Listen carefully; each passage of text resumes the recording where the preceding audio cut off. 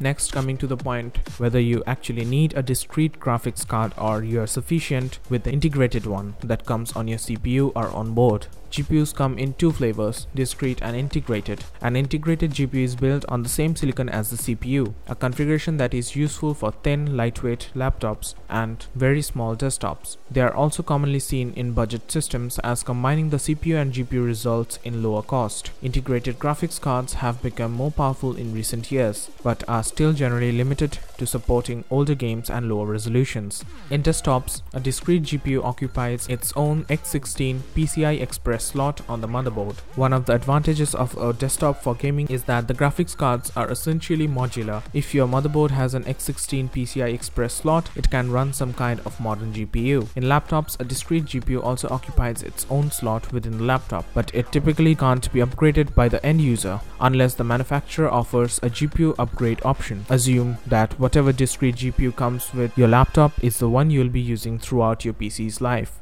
The next point we cover is who exactly needs a discrete GPU. As CPUs have advanced, they have incorporated full-fledged GPUs into their designs. AMD refers to these CPU plus GPU combination chips as accelerated processing units or APUs, while Intel just calls them CPUs with Intel HD graphics. Intel uses additional labels like Iris Pro or Iris Plus to denote models with separate graphics caches. Either way, integrated graphics are fully capable of meeting the needs of most general users today for everyday tasks that do not require heavy graphics load. There are three broad exceptions. First, professional workstation users who work with CAD software or in video and photo editing still benefit greatly from a discrete GPU. There are also applications that can transcode video from one format to another using the GPU instead of the CPU, though whether this is faster will depend on the application in question, which GPU and CPU you own, and the encoding specifications you target as well. Secondly, people who need a large number of displays can benefit from a discrete GPU. Desktop operating systems are capable of driving displays connected to integrated and discrete GPUs simultaneously. If you have ever wanted 5 or 6 displays hooked up to a single system, you can combine an integrated and discrete GPU to get there. Third, there is the gaming market, to whom the GPU is arguably the most important component. Now coming to the pre-built laptops, since applications like Word and Excel work fine with an integrated GPU, many ultra-thin laptops won't even offer discrete GPUs as an option anymore, particularly those that focus on minimal power consumption and maximized battery life. In theory, a laptop user who wants to hook up a large number of monitors can benefit from having a discrete GPU, but this depends on the manufacturer offering multiple display outputs that are connected to both the integrated GPU and the discrete card within the system. Don't assume that just because a laptop has 2 video output ports that they are connected to different hardware internally.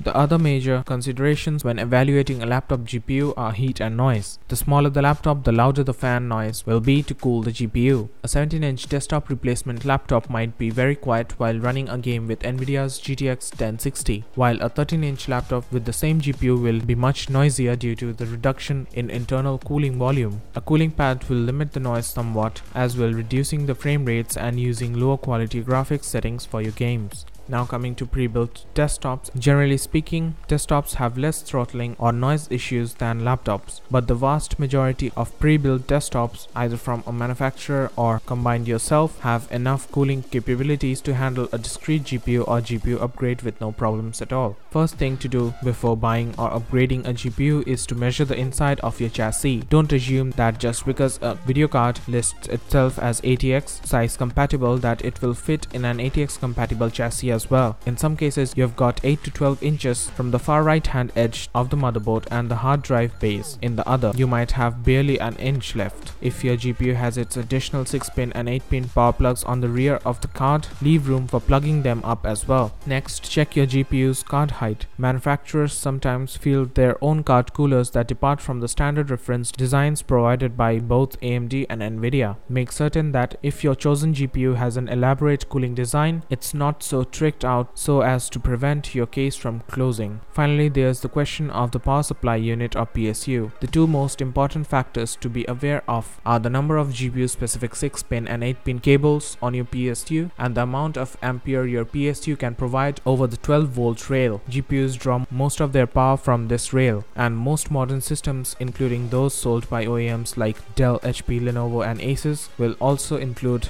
at least one 6-pin connector. Some systems bundle a 6-pin and 8-pin connector, this being a relatively common higher-end configuration. Nvidia and AMD both issue recommended power supplies for each of their graphics cards. These guidelines should be taken seriously, but they are just guidelines. Neither company knows if you plan to put its GPU in a system with huge power-hungry CPUs and tons of RAMs, or if you're running a low-end dual-core PC. Their guidance therefore is generally conservative. If AMD or Nvidia says you need a 500-watt PSU to run a GPU, you should take that number seriously. But you don't need to buy an 800-watt supply just to make sure you have some headroom. If you're planning to buy a PC from an OEM and then upgrade it later, we can't stress the importance of the PSU enough. Next to needing a physical X16 PCI Express slot on the motherboard, you need a power supply capable of feeding your upgraded GPU, whatever you plan to install.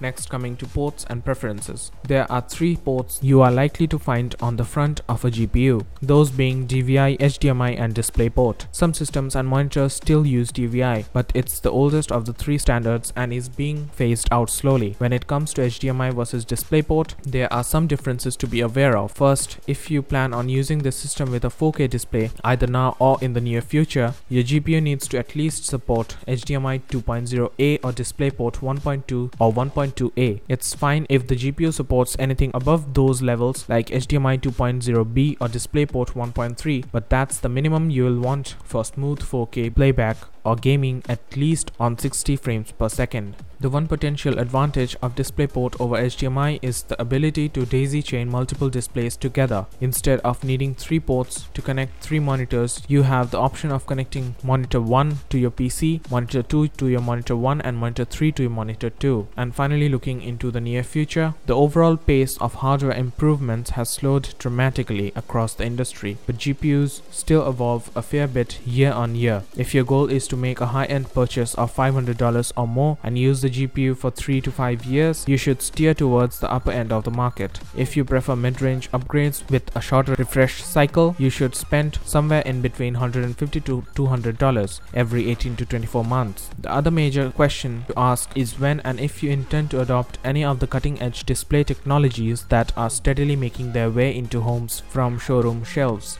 Of all the near-term technologies coming to displays and graphics cards, 4K and virtual reality or VR have the greatest chance of catching on with mainstream consumers. With 4K, the trade-off is between graphical detail in any given title and the frame rate that the title can maintain at 3840 by 2160 pixel resolution. If you are willing to play at lower graphics quality presets, or if you are playing an older game, then you can get away with using a GPU in the $350 to $500 price bracket for decent 4K gameplay.